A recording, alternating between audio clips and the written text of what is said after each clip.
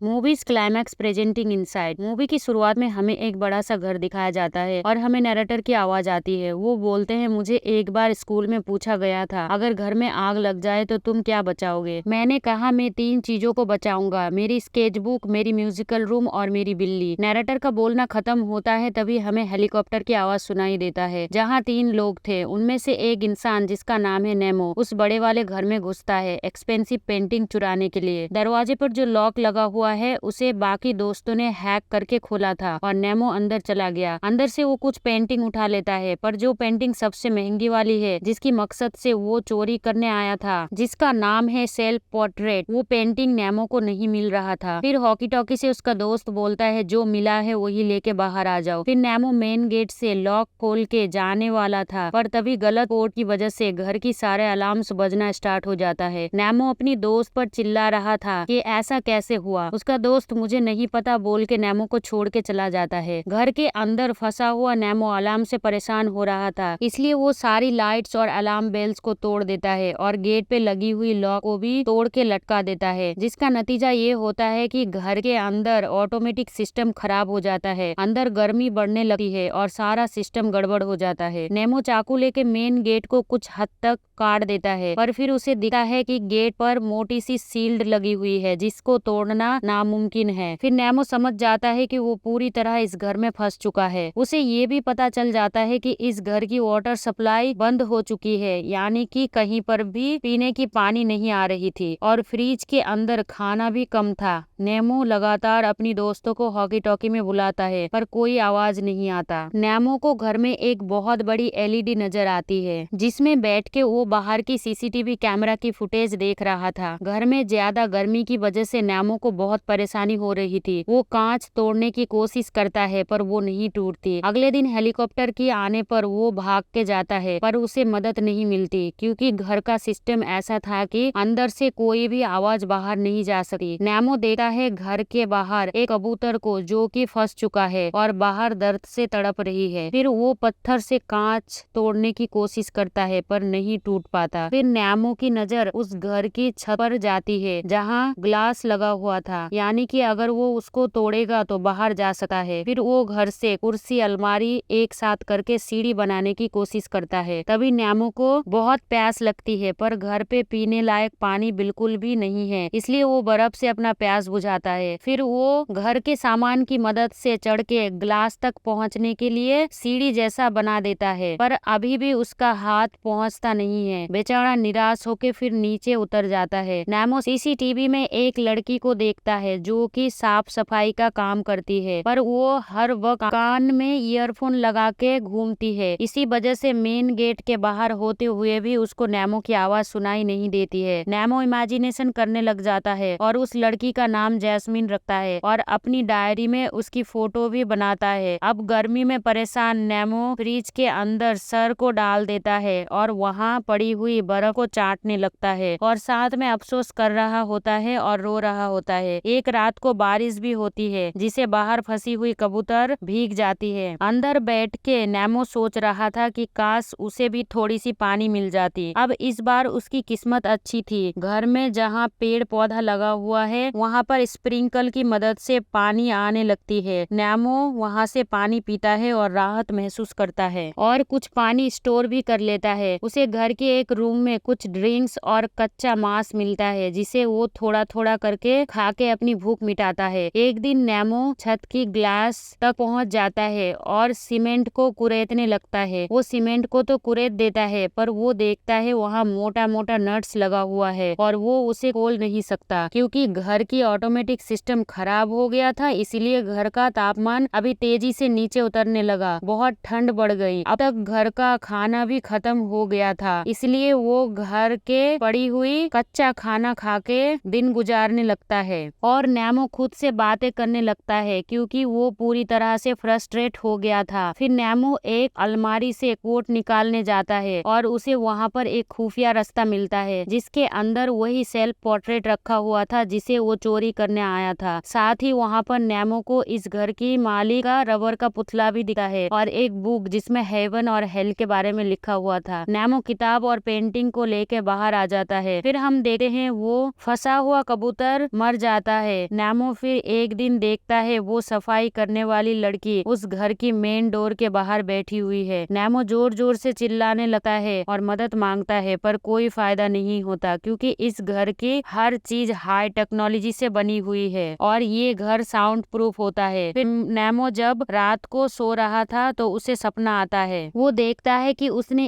एक खुद का आर्ट गैलरी बना लिया है और वो बहुत ज्यादा अमीर हो गया है। इस घर की मालिक भी उसकी बहुत ज्यादा तारीफ करते हैं और शुभकामना देते हैं। फिर वहाँ पर वो सफाई करने वाली लड़की भी दिखती है। फिर उसकी नींद खुलती है। वो फिर जाता है ऊपर ग्लास को खोलने के लिए, इसलिए वो लकड़ी का स्क्रू ड्राइवर बनाता है नट को खोलने के लिए। नट बहुत मोटा होने की वजह से बार बार लकड़ी टूट जाती है। नेमो दीवार में आग जैसा कुछ बनाने लगता है, गोल गोल घुमाने लगता है। देख के ऐसा लग रहा था जैसे वो धीरे धीरे पागल हो रहा है। खाना खत्म हो गया था इसलिए वो टब के अंदर से मछली को मार के खाने लगता है। फिर नेमो ऊपर चढ़ता है ग्लास खोलने के लिए। पहला नट बहुत मुश्किल से खोल दिया था। फिर एक दिन नट खोलते खोलते वो नीचे गिर जाता है और उसकी पैर कट जाती है। फिर रात को नेमो इमेजिनेशन करता है। वो देखता है कि जैस्मिन उसे मिलने आई है और उसे छूने की कोशिश कर रही है। बहुत दिन से भूखा प्यासा रहने की वजह से नेमो को हेलोसिनेशन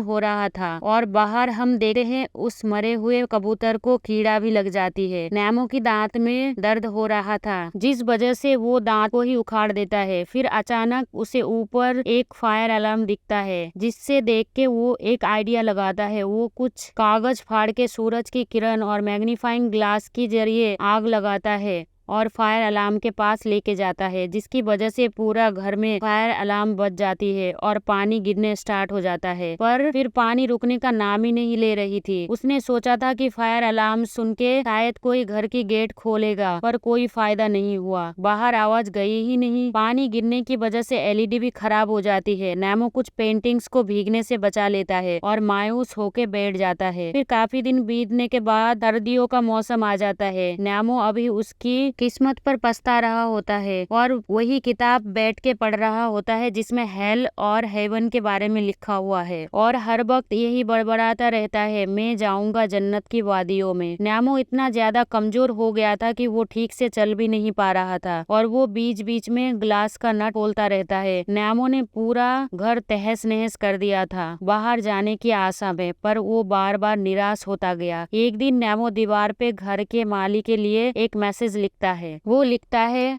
बिल्ली भी मर गई, म्यूजिक भी धुंधला हो गया, पर आर्ट की वैल्यू कभी कम नहीं हुआ। मैं यहाँ पर 3 चीजों को छोड़ के जा रहा हूँ और ये वही पेंटिंग है जिसे चुराने नेमो यहाँ आया था। वो लिखता है कि ये तुम्हारे लिए एक घर है पर मेरे लिए किसी जेल से कम नहीं। फिर वो माफी मांगता है घर को बर्बाद करने के लिए। फिर नेमो ये भी लिखता है कि शायद ये घर टूटना जरूरी था। फिर वो ऊपर चढ़ के आखिरी नट को खोल देता है और ग्लास को निकाल देता है। फिर हम देखते हैं कि नेमो वहाँ पर नहीं है। इसका मतलब शायद वो घर से निकल गया है और इसी के साथ ये मूवी यहीं पर खत्म हो जाती है। अगर आप चाहो तो ये मूवी देख सकते हो। मेरी ओपिनियन से ये मूवी मुझे थोड़ी सी बोरिंग लगी, अदरवाइज सब सही ही है। Thanks for watching guys.